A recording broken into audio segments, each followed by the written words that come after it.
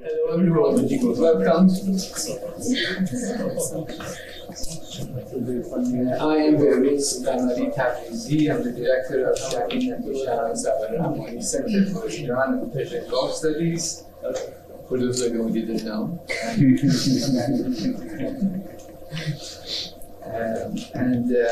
We are getting very close to the end of this very productive and important semester, and I'm so glad that we could manage to organize this event today with Professor Seema Golestaneh. I've known Seema for how many years now? Like 6, 7 years, 7 years, like that, and always been quite interested and invested in the kind of project that she does. We met when we were at Indiana, and since then she moved to the Near Eastern Studies at Cornell University as an assistant professor. Very soon that is going to change, inshallah. And her research is situated at the nexus of anthropology and religious studies, and is focused mostly on contemporary Islamic thought in the Persian-speaking world. Her book, about which she's going to be talking, Unknowing and Everyday Sufism and Knowledge in Iran, Duke University Press, is, I think, an important contribution to the field, both in anthropology and Iranian studies and religious studies, intellectual history, at so many different layers of importance there. And I highly recommend that you get your hands on this book and read it. The book traces the social and material life of mystical epistemologies. A new project that she has started just recently examines intellectual histories of Afghanistan with a focus on Islamic leftist thought of 1980s and 1990s. Without further ado, please welcome Professor Seema Golestaneh.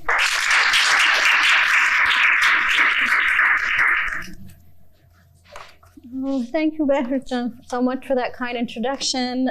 It's really an honor to be here at the center, and I'm just so glad the center exists. It's been wonderful to meet folks and all the amazing research that's being done here, and I think a lot of this is done to Behrjan's really tireless efforts to create a place, and emphasis on tireless. I do think at the same time sometimes we worry there's so much to take a break. No, not at all. But I would just appreciate that this was just the shape the center has assumed. So I'm going to try to do my best to honor the center and all the work that's being done here. So I'm talking a bit about a case study from my book today. So just a little bit of very broad background. I worked with a number of different Sufi collectives within Iran, in different cities, mainly in Isfahan, Kerman, Tehran, and to a much lesser extent, Shiraz. And so these are all Persian-speaking, Shia-identified Sufis, and all claim some lineage to Shah Ni'matullah Wali, the 14th century Sufi sheikh who ultimately settled in Kerman. And so some of these collectives were part of larger orders that had, branches in various cities with long histories. Others were much smaller, more localized, congregation-style kind of collectives. But all my interlocutors lived lives very typical of other non-Sufi Iranians, meaning they went to work and school, lived in their own homes, and did not reside full-time within a khanagah, meeting place. Like the mystics of old, they didn't adhere to any vows of asceticism or wear special garb, so they were largely indistinguishable from the other ethnic Persian population. And they came from a wide variety of class backgrounds too. So I'd be more than happy to speak about the demographics of the groups and the Q&A. But for now, I'd like to discuss one unifying feature of these disparate mystical collectives, their particular interpretive stance toward mystical epistemologies, or Marifat.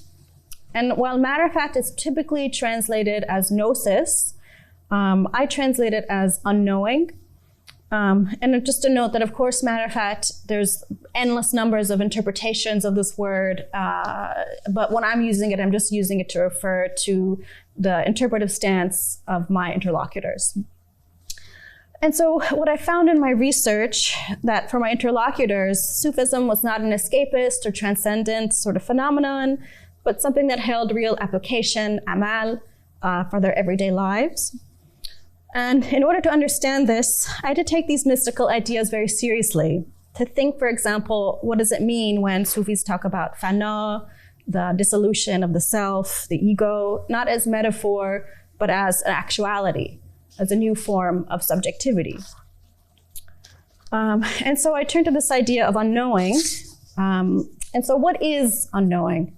It's a concept that is first and foremost based on the affirmation of the unknowability of the divine, of God. That it's ultimately impossible for humans to understand the divine. And what's fascinating is that rather than consider this an obstacle to thinking or contemplation, the Sufis saw it as an opportunity for a new type of knowledge, a new type of thinking. In other words, they firmly positioned themselves at this juncture, this limit of human thought, and developing their epistemologies, operating from a position of accepting and even emphasizing that there will always be that which they do not know. They posit instead unknowing not as a form of anti-knowledge or even meta-knowledge, perhaps, but rather as an awareness of that which we do not know, or an engaged awareness that we know nothing. And while I think it's fair to assess that most Muslims would believe that God is inherently unknowable, these Sufi groups take this conceit as the foundation of their broader epistemologies.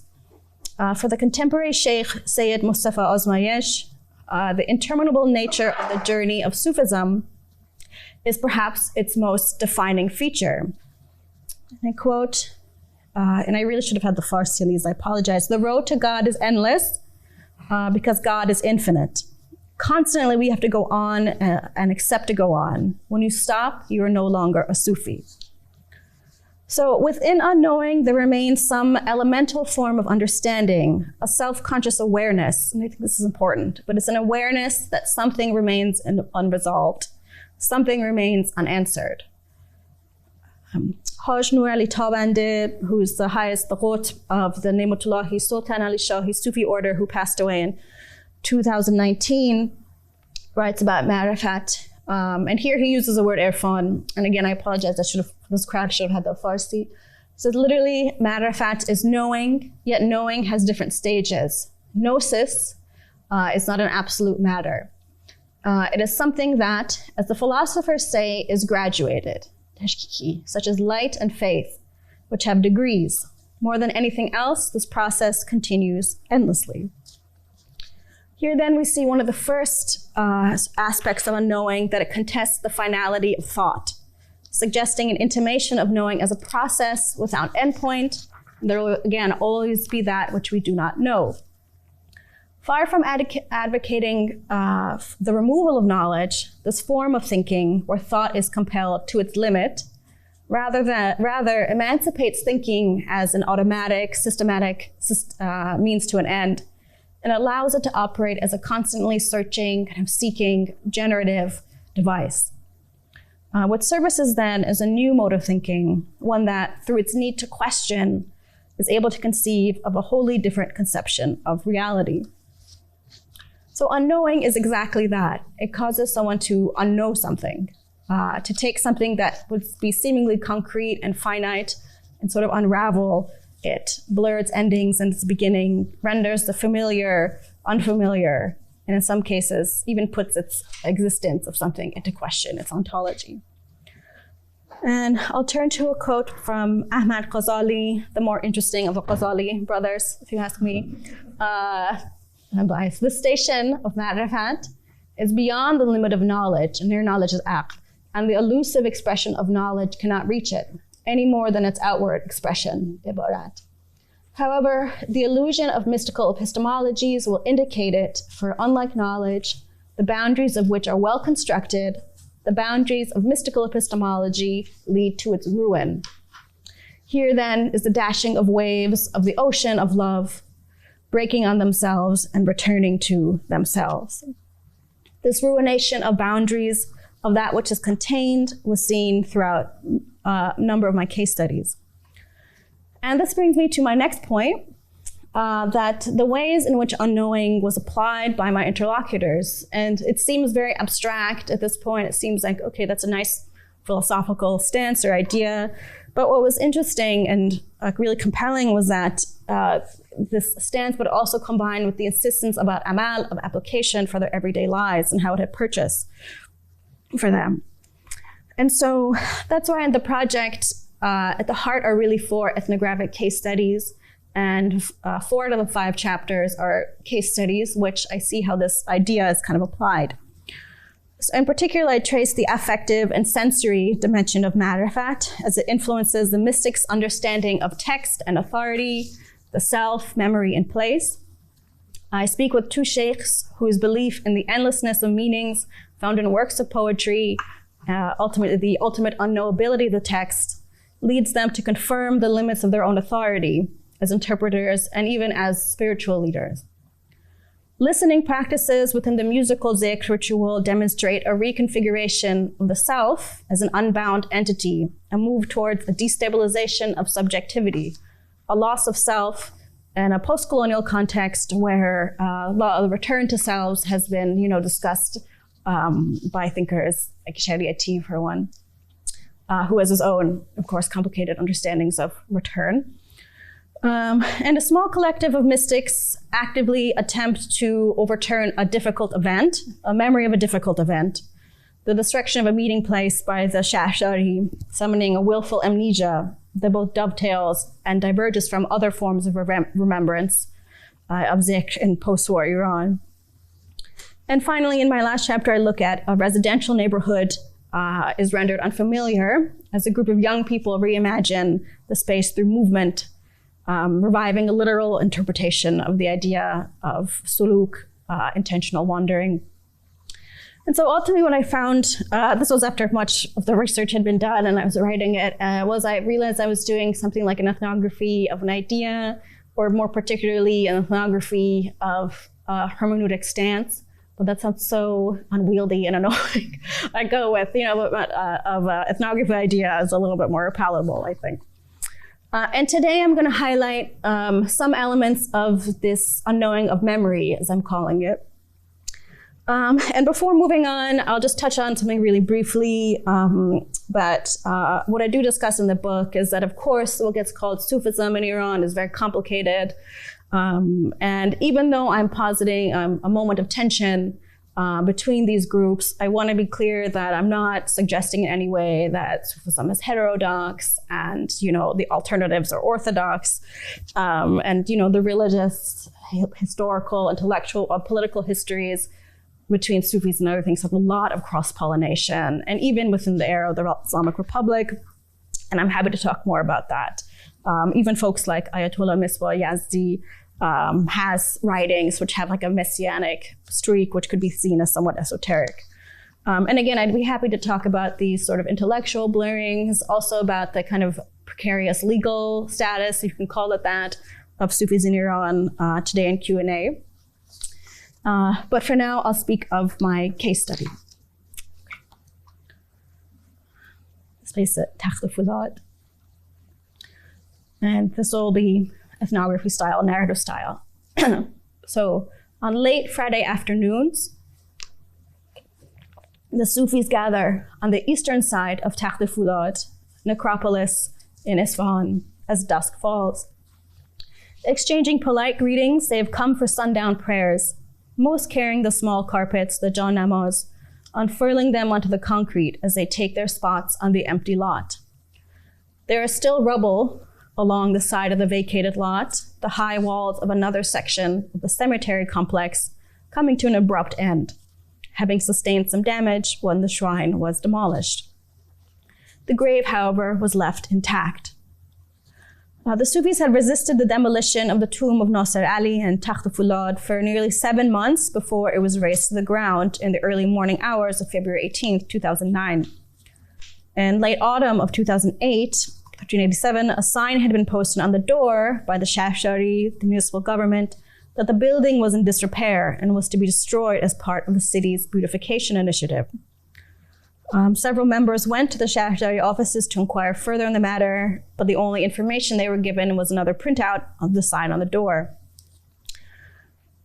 Distraught, the Sufis gathered to decide what should be done about the matter. 200 years this building have stood here in this very spot, and now it is to be destroyed. Why would they do such a thing? We're not even using loudspeakers. They decided upon the following tactic. They would appeal once more to the municipal government, promising to never use the shrine again if only it would be left alone. This was a risky move, as it was essentially calling out the city for what the Sufis suspected was the real motivations behind the demolition. The site was being used as a meeting place by a group that did not have official permission to do so. And something else I'm also happy to talk about in Q&A is that Takht Fulad, a few years before this was all happening, had been chosen as a center, a city of Islamic heritage by UNESCO, and there was an entire revival happening of Takht Fulad as a historical site. And the Sufis went ahead, and they also were drafting letters, trying to communicate with folks in the city, but they realized, it was kind of falling on deaf ears. And so they decided a new tactic would be necessary. They would resist the change with direct opposition, with their physical presence, their physical being. A sentry would be posted at all times to the shrine and would alert other members via mobile phone if there was sight of construction vehicles. Names and numbers were taken of volunteers, both men and women, for our guardians of the shrine. They stood sentry, mobile phones fully charged and at the ready. But for months, there was nothing. People began to wonder if the municipal government's warning was just that, an empty warning, an empty threat. They felt it was a matter of when rather than if. In Iran, things take so long to get done, they joked, we even have to wait for unwanted actions. The politics of dread. And so they waited. They waited until winter's turn, when a person could no longer stand the cold during the darkest hours, when the old stone building stood empty from 10 in the evening until sunrise prayers. Until someone who had a relative in the Shahshari heard a rumor that the building was to be destroyed that very night. That night, a group of 15 Sufis arrived and vowed to stay until morning, wrapped under layers of clothing and clutching thermoses of hot tea. A tense evening came and passed, and some of the members went home. Not long after they had gone, however, the remaining Darvish, sitting on the ground, huddled under blankets, dozing in and out of consciousness. They heard someone shouting orders. They heard the noise of whirring, beeping noise of construction vehicles. It's heard, "You are illegally occupying this building and are hereby under arrest." They were taken to the police station and kept overnight in a detention room, but released in the morning. And so in the early morning hours of February 18, 2009, a city-commissioned bulldozer came into Takht Fulad and razed the building to the ground. The vehicle was accompanied by a large group. Somewhere there were reports between 100 individuals, police officers, etc., who had joined in the event of a fight breaking out, but there was no one there. Only some 200-year-old bricks, dusty lights, and an old grave. The neighboring library was also destroyed, the yellowing volumes of poetry and exegesis torn to pieces. When it was gone, perhaps they were surprised by the large field of rubble left in its wake. Things always take up more space when they are in pieces. And yet something stopped the authorities from destroying the grave itself. Perhaps they felt it unnecessary, since they were already removing the meeting place, leaving them with nowhere to gather. Or perhaps something felt wrong. Perhaps something else stirred in them, that to destroy the final resting place of the dead would recap consequences beyond this life. Perhaps it was never part of their orders at all. But whatever the reason, though the building was gone, the grave remained, and that was all that was needed.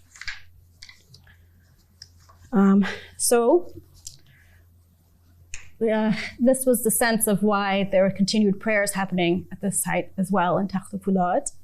Again, for time, I don't have too much time to get into Takht Fulad. It's a series of basically large, interconnected, open-air cemeteries within the city of Isfahan. It's divided into different sections by gates and walls. It's quite big if you want to walk from one section to the other. You can drive from other places. There's lots of mausoleums. There's, of course, the Golestaneh Shaheda. There's the mausoleum of Mir Fendereski, friend of Isfahan. By many accounts, it's the second largest Shiite cemetery in the world, following only that in Najaf. And the city describes it as a complex or necropolis in English. And I have to say, too, if folks are interested, the University of Isfahan has done a lot of work recently on Takht Fulad. There's a lot published in Farsi about its history, lots of biographies of the key individuals. They've set up a really fantastic library. So it's a remarkable place. Here's some interior sites, too. And so you have, some art historians like to come and look at some of the frescoes, I should say, as well. But given the importance of the tomb of the Tikya of Nasir Ali, one would expect the Sufis then to perhaps commemorate the site. And I think it's fair to say that they did. But in doing so, they adopted a very unique method of commemoration, and maybe commemoration isn't the right word. Indeed, rather than mourn the destruction of the site, they assumed a very curious position, namely the denial that this meeting place ever existed. This destruction had not taken place, and that any and all memories of the old building should be dismissed. In other words, in their desire to not place too much importance on the physical space itself, the practitioners distanced themselves from even the forced removal of the space. So resolved were they in their desire to dispute the memory of this building, in fact, that several of them essentially refused to speak plainly to me about the matter. So what I think is being embraced here is an instance of a decisive refutation of memory, of forgetting. They use this word faramushi, so purposeful that the material may be rendered immaterial. But I think what has willed this vanishing act, however, cannot be called simply an instance of forgetting. Although I should say they use faramushi. There are too many streaks of passivity that run through pure forgetting, too much of an offhanded carelessness that characterizes this treatment of the past. To forget something, even if it's caught up in the unconscious dialectic of memory, is to disregard it, to disvalue it. And herein lies the contradiction within the project of a desire to forget, of a need to forget, of what may be called a mode of active forgetting. If forgetting implies a passive dismissal, how might such an occurrence be transformed when something is forgotten precisely because it is valued? And if it is valued, how can it then be willfully forgotten? Or put another way, how does one remember to forget, to unknow a memory? Perhaps then the objective here is not one of forgetting, but something else, something closer to an instance of amnesia. For when we consider amnesia, we consider a phenomenon that is characterized by awareness. The amnesiac is aware that they remember nothing. There's a consciousness of some gap that's there. It's a realization of an absence, of a now dispossessed memory. And so the order strives simply not to forget, but to induce an amnesiac state. And in consequence, it's this way that the subject's role within this construction, or in this case, negation of the past, is given the utmost importance. The individual act of remembrance is afforded the capacity to subvert any claims of historical reality. Similarly, given the subject's conscious and active desire to undermine the past as a totality, I think also it would help them, it makes them sort of remove from instances of trauma as well. When trauma is usually the event is acting out on the individual, so they're sort of powerless. Here, it's a sort of the power of the person is enacting this. So now the question is whether this mental state, this goal is ever achieved, is another question entirely. But at the very least, there is a willingness to invoke an instance of willful amnesia, even if it is ultimately proved an impossible task. Then again, it's to this impossibility that we return, often unknowingly. And so through this act of amnesia, through this negation of a sacred place, the ontological status of the building has been transformed from a metaphysical presence into a material absence. And I say from metaphysical to material because, the individual is guiding this erasure of memory. And so before we sort of broaden the scope of the analysis, I'll take a minute to look through the different experiences I had speaking to people about this, which was very confusing, to say the least, in the beginning. And it really was, this is going to be a little bit like a bad sociology, so forgive me when I'm organizing things, but it really varied from person to person. But a lot of it depended on how close I was to the person. So if I was closer to the person, they were kind of revealed more. But it ranged from sort of full remembrance to kind of evasiveness to full-on denial, or refutation. So just quickly, I'll go through some of these quotes. These are folks who, again, I was close to, it was terrible, we used to always meet in Takfulad, etc. So you see these quotes here, and it's pretty straightforward. There are acknowledgements made, there are accusations being made, there are clear actors and agents before and after, and us and them. So again, these were some of the folks who told me this. And I have to say, I wasn't there in February 2009 when it was destroyed. I came some months later, but I had been in contact with people I knew was happening at the time. Another sort of stage, if you will, this is what I'm calling evasion. And this was when people would say things like, don't worry about it, or like, we had some problems there, we used to meet. They gave the sense I didn't want to talk about it. It wasn't a full acknowledgement, but it was like it wasn't also exactly a refusal, as some of the folks I spoke to as well. And this was, again, depending on the order I was working with folks, it was very tricky. And I have to say, ethically too, I spoke to, the sheikhs and other people about even including these things. But interestingly, without going into detail, and you can make of that what you will. They were okay with me discussing these, but they didn't want to be quoted directly. But again, happy to talk about that. So, and I can talk again more about this ethnography going on.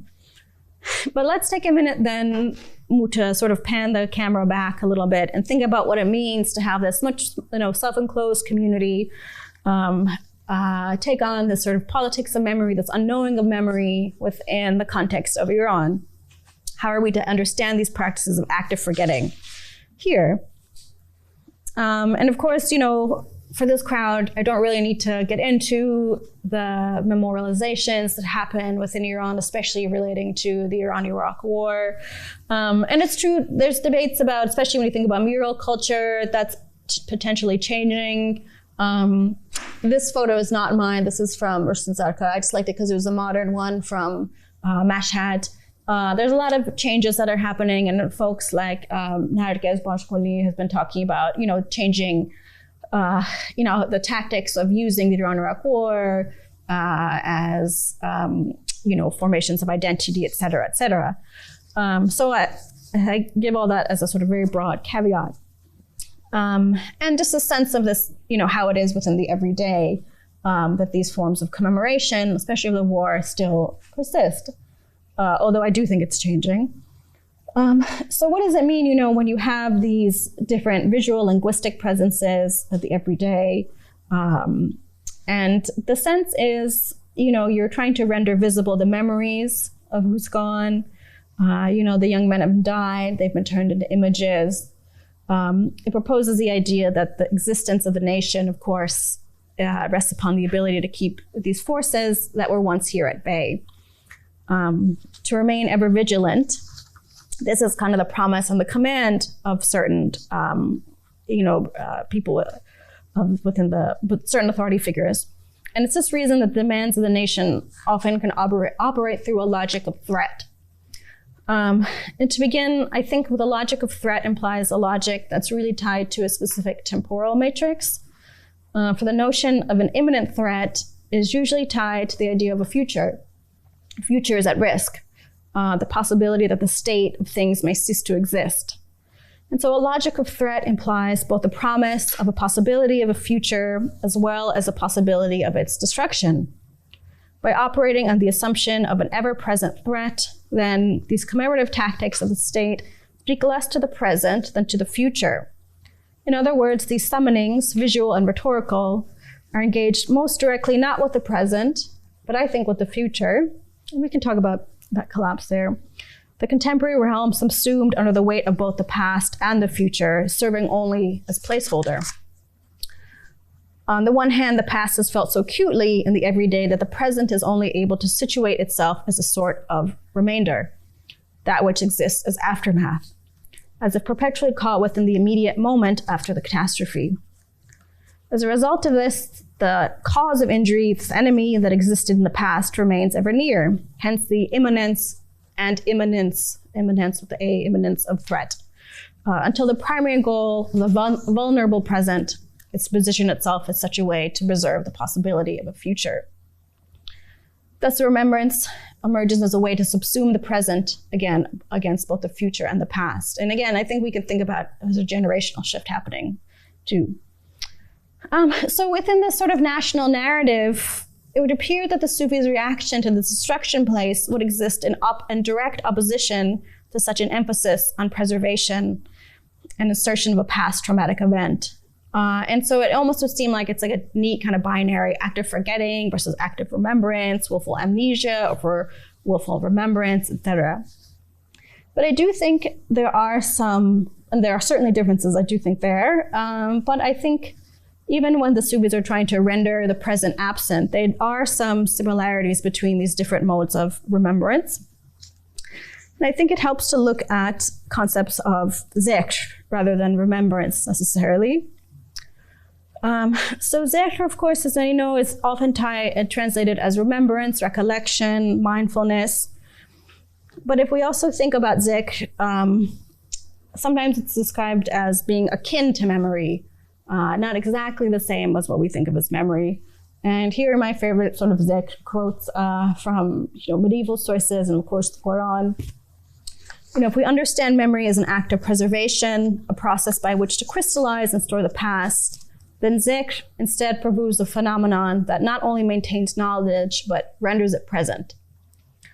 Zikr as an intellectual exercise is a specific instance of a stored knowledge, and it can be knowledge I'm using broadly here, brought forward. Following this, as we see Al-Isfahani explaining, there are two, he talks about different types of, again, rendering sort of present. And so there is ones that sort of follow forgetfulness, as they'll say. And again, I don't have time to get into the whole kind of, there's the corpus, you could do a whole, not even a book, a whole series about zikr and Shia thought in particular. Reza Shah Kazemi's work has looked at this very closely. And the idea, of course, is that, but I want to sort of get at the idea that remembrance is something that's intentionally summoned forward.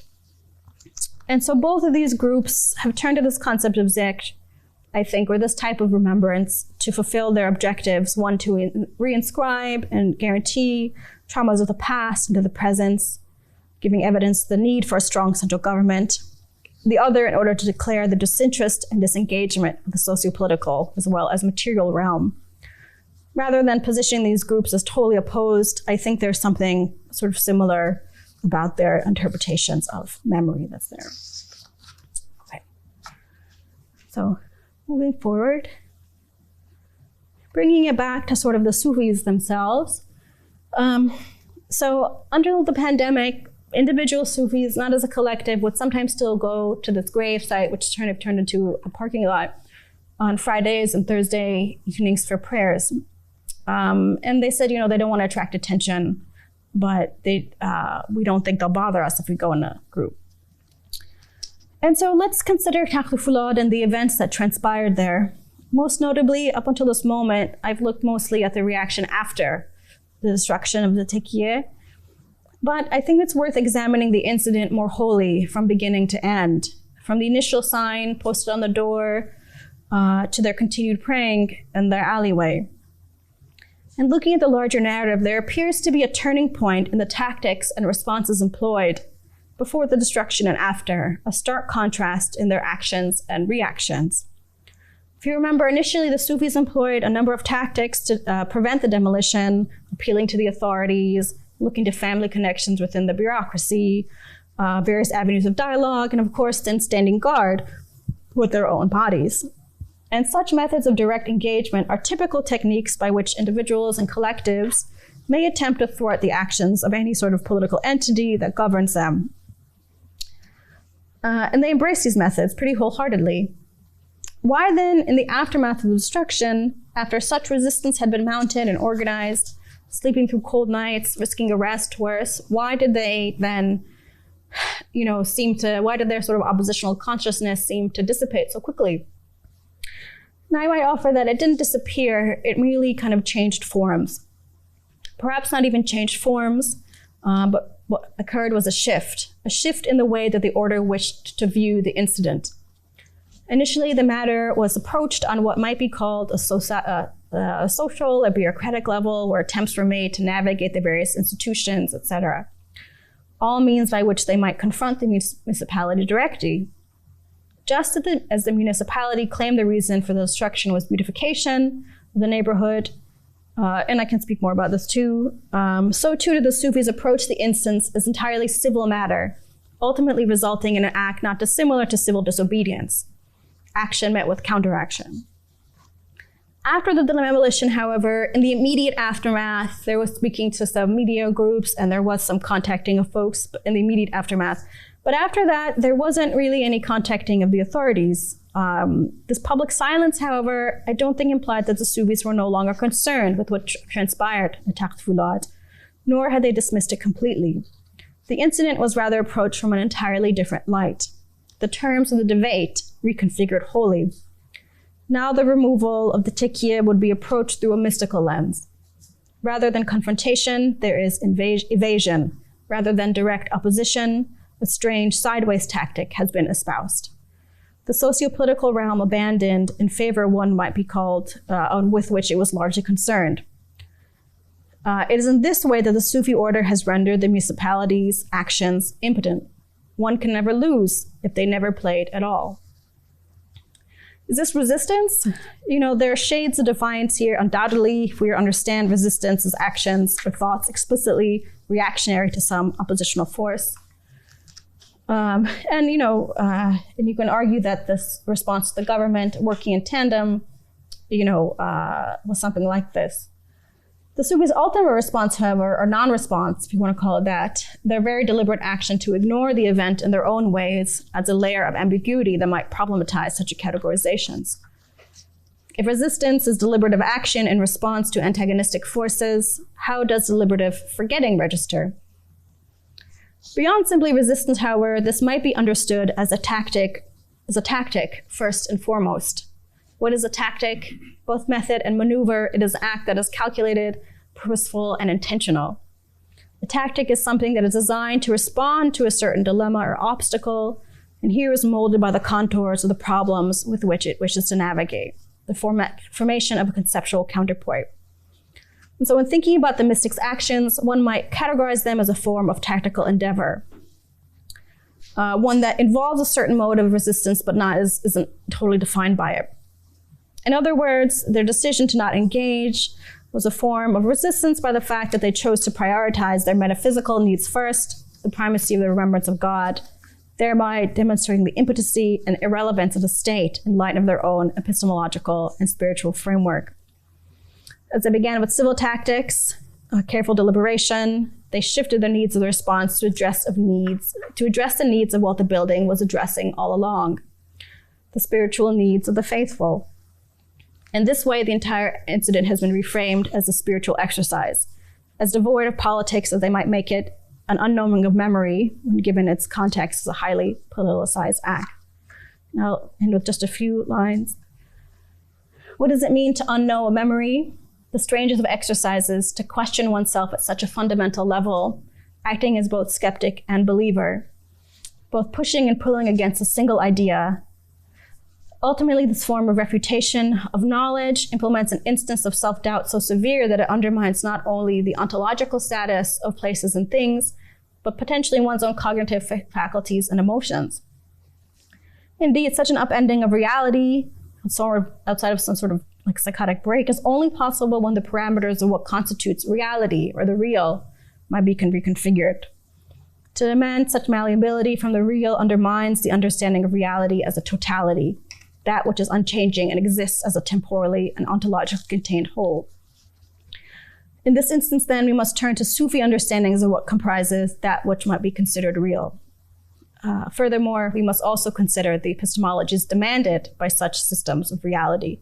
And it is this way that we turn to epistemological logic. It is here that we might see how the dream logic is in play.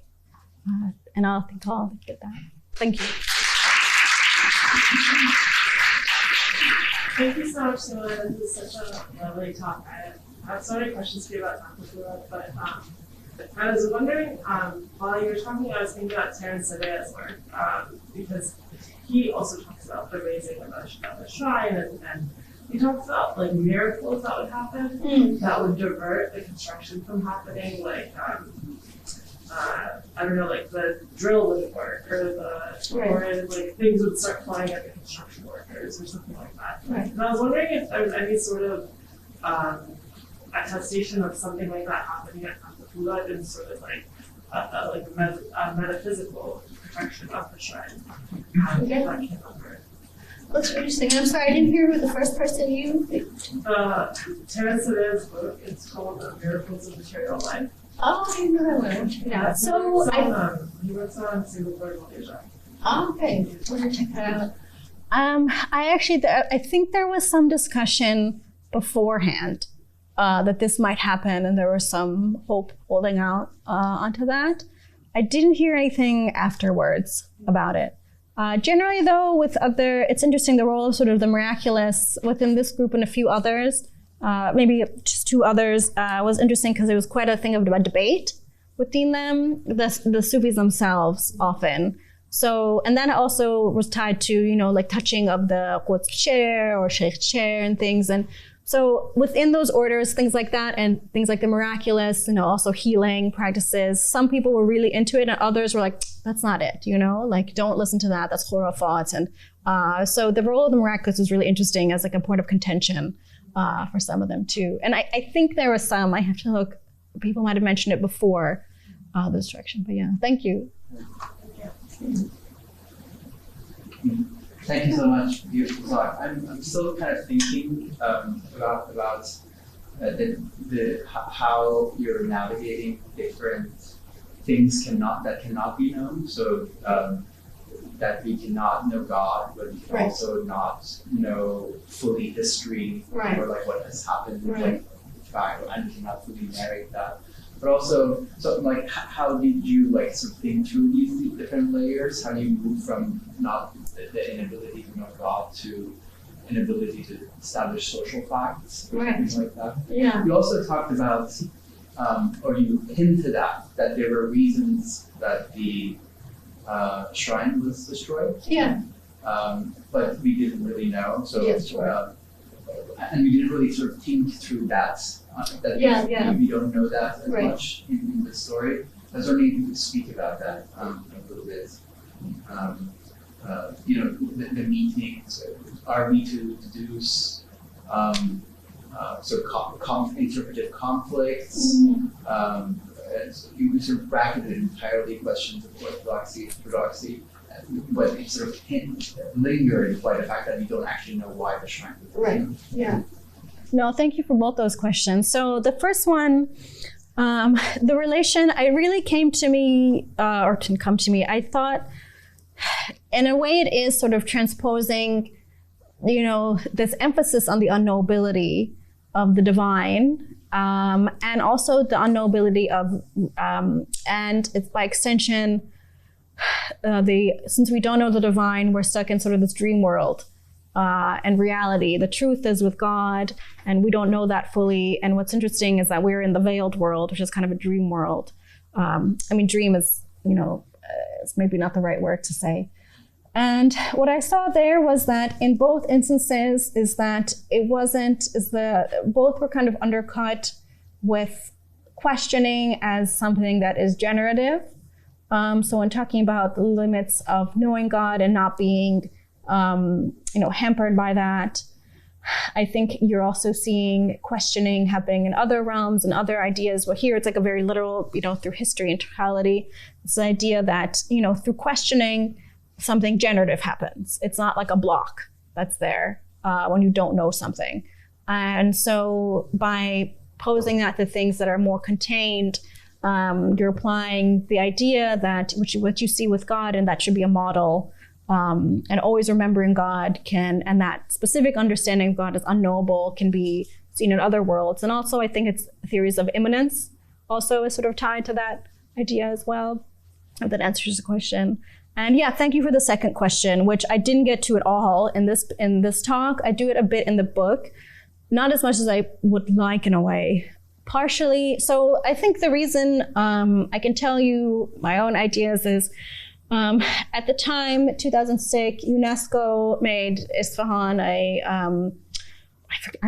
this Islamic cultural city, blah, blah, something like that. And what happened was you had the beautification of the neighborhood. But what I think was happening was that they were also sort of stopping people who were actively using various sites from discouraging them from using it.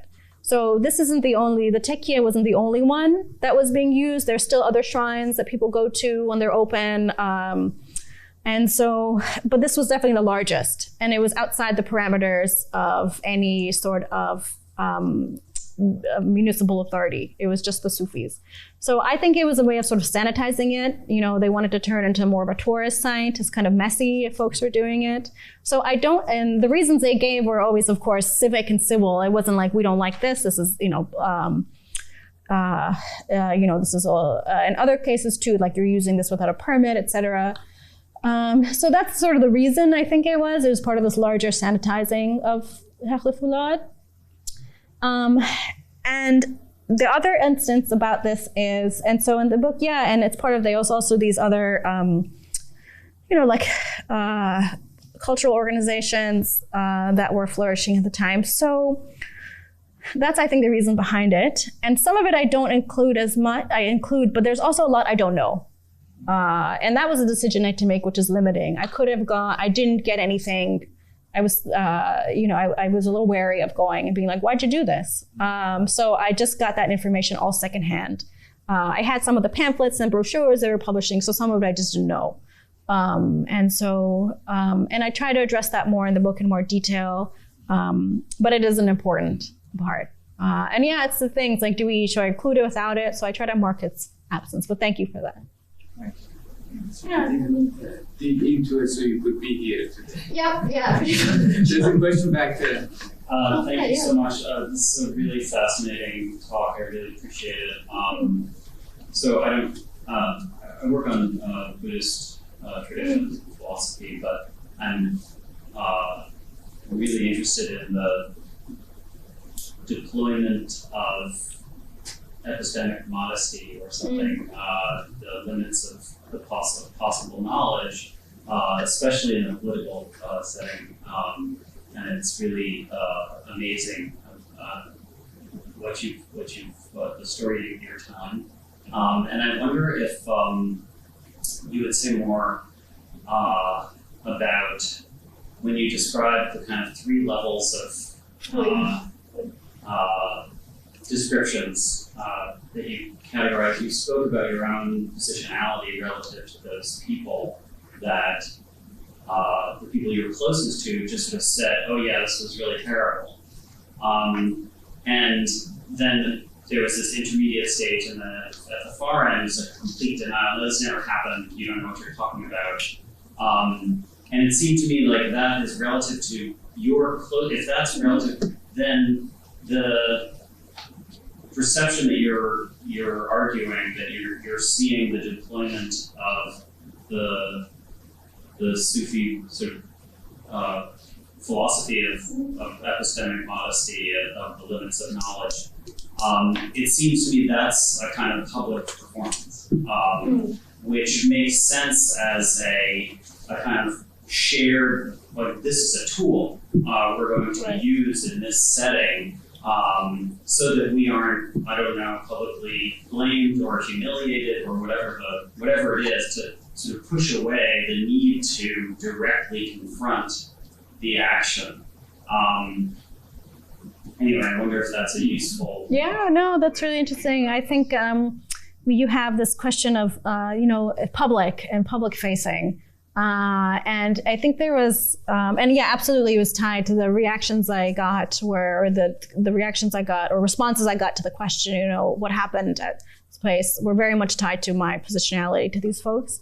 And yeah, I think it's interesting because the public, but it's also tied to sort of the private, this idea of aspiring to some form of knowledge, of not necessarily production, but practicing of certain epistemologies. So that happens on the public when they're talking to me, the ethnographer, who they know, what I'm doing, what I'm about. So in that case, I'm part of the public. In other cases, it's not. But also, it's public, but it also reflects back on for themselves that they want to embrace this idea. So it's a kind of aspiration they would like to actually be able to. Yeah. This attitude.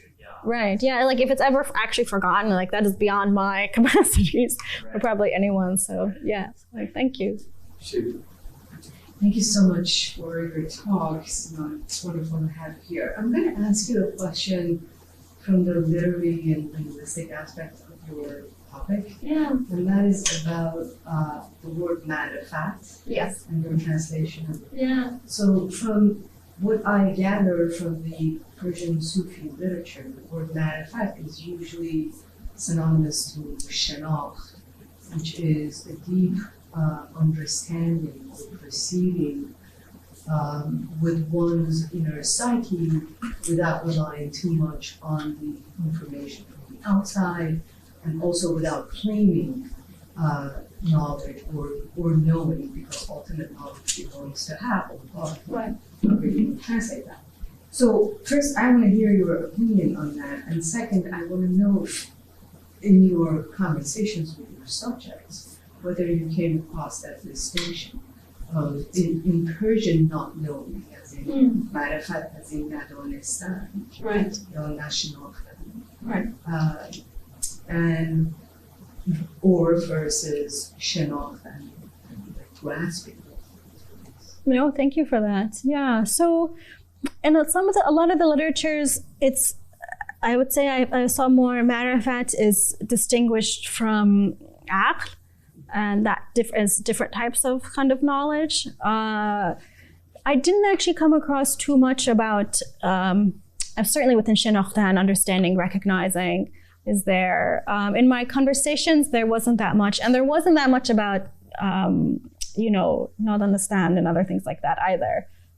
So that's really mine when I'm saying unknowing. The word in conversation was madrafat, and less so irfan. Irfan is a different thing. So when I'm using that word, I'm usually translating it from those kinds of discussions that are there. And it's true. So, the not knowing, certainly it's also a lot with, tied also with nothingness, and there's other things, other negations you can also sort of discuss that were kind of there. But I will say that I think when I'm saying unknowing and matter of fact, that's my kind of word from there. Thank you. Thank you for your time. Really interesting. One of the comments on the far end that I think was, maybe it was the middle, where they said, we have other places to meet. I was really curious about that, like, how are they interacting with their other places to meet since the destruction of what I assume was like their primary meeting space? Was there any shift in the kind of practices or usage? Right. I mean, presumably, if everybody went from one place to another, then like it's embodies the same kind of political meaning, and if the authorities cared about the other spaces. Yeah, no, that's a great question. Actually, because that person mentioned that because they didn't meet very much en masse after this at all. People got kind of scared And there are certainly people who would meet informally in groups. It actually became a bit more sort of gender segregated. Some groups would meet. So it's funny, they'd be like, we have somewhere else, but they didn't really. I mean, there's some places you could use, and of course private homes are often used, but this was their main site. And if they wanted to, they probably could have, but I think they also just wanted to attract attention anymore. So, yeah. Thank you. One last quick question. Oh, quick question. Okay. Well, I won't mince words. I was thinking of the transition historically, different histories of the transition from the art of the soul to the science of the soul. Oh, okay. So Foucault writes about the hermeneutics of the subject. The moment you get to like Hobbes and that kind of world, you have a sort of the production or an act of creation of the political subject we now call the rational actor, who participates in, who acts instrumentally or tactically. Right. And so what I was thinking was that there is a claim to unknowing, but then if one is acting tactically, then there is a knowledge there. Right. And so the disavowal of knowledge by tending towards unknowing might actually be a repression of one's own sort of status as a subject of the world. Right. And so what I'm wondering is if that particular antagonism or contradiction between sort of acting as if one is merely in the past and participating in the art of soulcraft.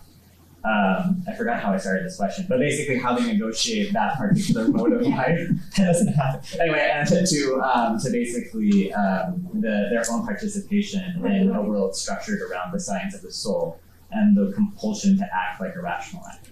Right. So I'll answer that, I think, there's the tension there. And it often comes out, just to go to the self, about, well, how do the dissolution of the self, like what you need the self for that. And so what's often seen is sort of a hierarchy. The first part, and this to be a good Sufi, the first part is, you see this with akhlaq and ethics, and that's why most all of them also accept a shariat, like that all is the conscious self, the ethical self, the cultivation self, that all is necessary and that is all there. And that's the rational actor. So you need that. But the greater the self beyond this is much trickier to, ultimately you have to embrace a form of knowledge that is like a form of surrender. So it really takes an alternative form of consciousness once you've gone that. Like the first part, they're like, yeah, ethics is important, it's good, but you need to get to the self that is not the rational actor. So it's like a stage you can go, and then that type of knowledge, it's experiential, it's something that is non-volitional.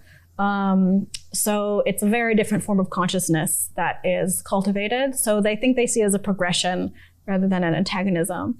If that answers your question. Yeah, it does. I think the sort of the taboo question is, can someone be wrong about themselves? Oh yeah, absolutely. Yeah. And this is why there's like training that happens, and you have to get to these states. First of all, I also think it's impossible to sort of thinking about the self release. The full dissolution of the self is basically said to be pretty impossible unless you're like a saint figure. And so some consciousness always remains. But the idea, if you can be wrong, is it's also, you have to be careful. And this is why if you go too fast, along the path, you could go mad. And this is why you need a teacher. And that's to sort of prevent that, at least from happening. So conceivably, yeah, it could. And then you could lose yourself in a bad way or become open to, Satan, things like that. Yeah. We are not wrong about I know. ourselves. And let me thank you, Seema, again.